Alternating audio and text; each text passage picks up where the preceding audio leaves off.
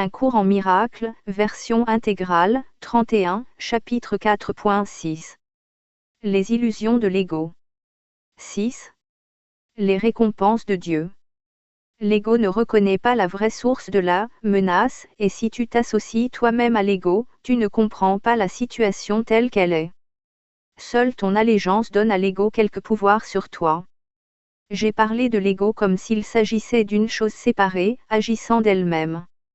Cela était nécessaire pour te persuader que tu ne peux pas l'écarter légèrement, et que tu dois te rendre compte à quel point ta pensée est dirigée par l'ego. Toutefois, nous ne pouvons pas sans risque en rester là, sinon tu pourrais te considérer comme étant nécessairement en conflit aussi longtemps que tu es ici, ou aussi longtemps que tu crois être ici. L'ego n'est rien de plus qu'une partie de ce que tu crois à propos de toi. Ton autre vie a continué sans interruption et elle a été comme elle restera toujours totalement inaffectée par tes tentatives pour la dissocier. En apprenant à échapper des illusions, ta dette envers ton frère est une chose que tu ne dois jamais oublier. C'est la même dette que tu as envers moi. Chaque fois que tu agis égoïstement envers autrui, tu jettes la gracieuseté de ta dette et la sainte perception qu'elle produirait. Le terme « saint » peut s'employer ici parce qu'en apprenant combien tu es redevable à la filialité tout entière, dans laquelle je suis inclus, tu viens aussi près de la connaissance que la perception le permet.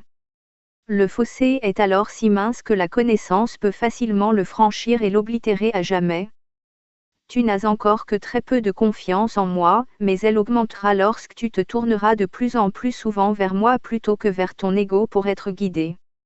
Les résultats te convaincront de plus en plus que ce choix est le seul choix sain que tu puisses faire. Nul n'a besoin d'être davantage convaincu, qui apprend par l'expérience qu'un choix apporte la paix et la joie tandis qu'un autre apporte le chaos et le désastre. Apprendre par les récompenses est plus efficace qu'apprendre par la douleur, parce que la douleur est une illusion de l'ego et ne peut jamais induire plus qu'un effet temporaire. Les récompenses de Dieu, par contre, sont reconnues immédiatement pour éternelles. Puisque c'est toi et non l'ego qui les reconnaît, la reconnaissance même établit que toi et ton ego ne pouvaient pas être identiques. Tu crois peut-être avoir déjà accepté cette différence, mais tu es encore loin d'en être convaincu. Le fait que tu crois devoir échapper de l'ego le montre bien, mais tu ne peux pas échapper de l'ego en l'humiliant ni en le contrôlant ni en le punissant. L'ego et le pur esprit ne se connaissent pas. L'esprit séparé ne peut maintenir la séparation qu'en dissociant. Ayant fait cela, il nie toutes les impulsions véritablement naturelles, non pas parce que l'ego est une chose séparée mais parce que tu veux croire que tu l'es.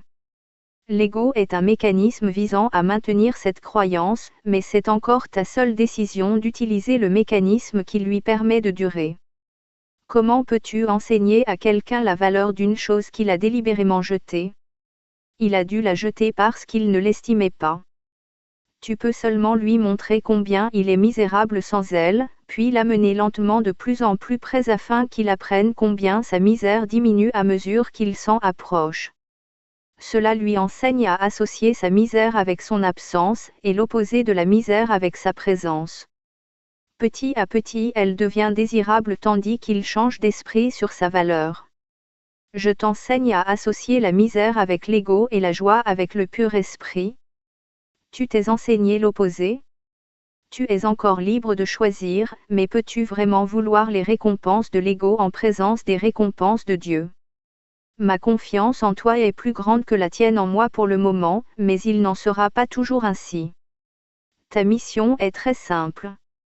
Il t'est demandé de vivre de façon à démontrer que tu n'es pas un ego, et je ne me trompe pas en choisissant les canaux de Dieu. Le Saint partage ma confiance et il accepte mes décisions d'expiation parce que ma volonté n'est jamais en désaccord avec la sienne. J'ai dit plutôt que je suis en charge de l'expiation. C'est seulement parce que j'y ai complété mon rôle en tant qu'homme et que je peux maintenant le compléter par autrui. Les canaux que j'ai choisis ne peuvent faillir, parce que je leur prêterai ma force tant que la leur est insuffisante. J'irai chez le Saint avec toi, et par ma perception il pourra jeter un pont sur le petit fossé. Ta gratitude envers ton frère est le seul don que je veux. Je l'apporterai à Dieu pour toi, connaissant que connaître ton frère, c'est connaître Dieu. Si tu as de la gratitude envers ton frère, tu as de la gratitude envers Dieu pour ce qu'il a créé.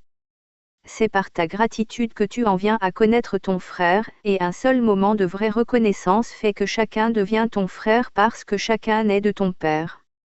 L'amour ne conquiert pas toute chose, mais il rectifie toute chose. Parce que tu es le royaume de Dieu, je peux te reconduire à tes propres créations. Tu ne les reconnais pas maintenant, mais ce qui a été dissocié est toujours là. Quand tu t'approches d'un frère, tu t'approches de moi, et quand tu t'éloignes de lui, tu m'éloignes de toi. Le salut est une entreprise qui repose sur la collaboration. Il ne peut pas être entrepris avec succès par ceux qui se désengagent de la filialité, parce qu'ils se désengagent de moi.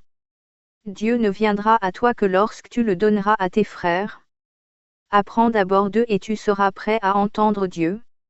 C'est parce que la fonction de l'amour est une.